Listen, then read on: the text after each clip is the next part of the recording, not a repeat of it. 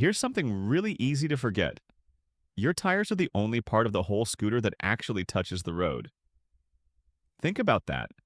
The motor, the brakes, the battery, all that power and engineering. It only reaches the ground through two little contact patches about the size of your palm.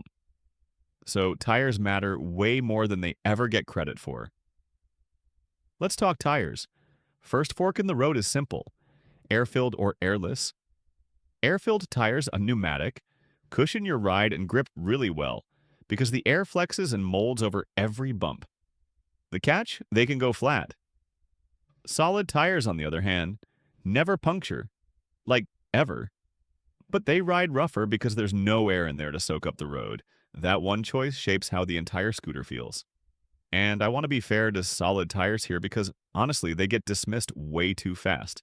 For some riders, they're genuinely the better pick. Never getting a flat. Rolling through a construction zone full of debris without a second thought. Zero upkeep, no air pressure to ever check, and they usually just last longer. Those are real, valid reasons. If your roads are rough on tires and you hate maintenance, solid might be exactly right for you. What you give up with solid is some comfort, a bit of grip, and usually a little range. They drag just a touch more. Oh, and there's a middle option you'll bump into.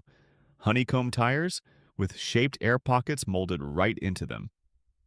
They never go flat like a solid, but they ride a bit softer. Think of honeycomb as the handshake between the two extremes. Now here's a connection most people completely miss. Your tire type quietly affects your range. A properly inflated pneumatic tire rolls the easiest, so it sips the least energy. But a heavy or underinflated or soft tire drags, and the motor's working a little harder the whole way. It's fractions of a mile here and there, but over a full charge, those fractions add up. So here's the cheapest free range there is. Just keep your air right. Okay, the buying smart part. Is the tire a standard common size or some oddball? A common 10-inch tire might run you $20-25, and you can grab one almost anywhere, basically tomorrow. An oddball brand-locked size?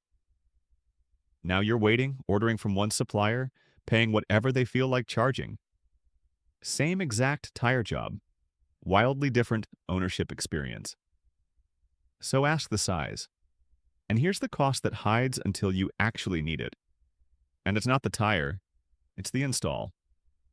If you do it yourself, it's just the part and a set of cheap levers. But if a shop does it, you're often looking at $20 to $50 per tire in labor.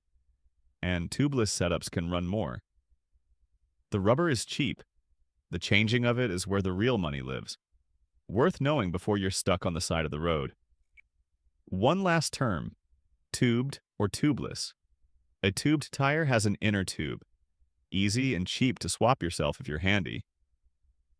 Tubeless can actually self-seal small punctures as you ride, which is fantastic. But a real repair usually wants a shop and the right tools. Neither's wrong, they just fail, and get fixed in different ways. Quick real example. On our own S60, we found 10-inch pneumatic tires tubeless in a common size, checked on our actual unit. Whether air-filled is right for your roads is totally your call.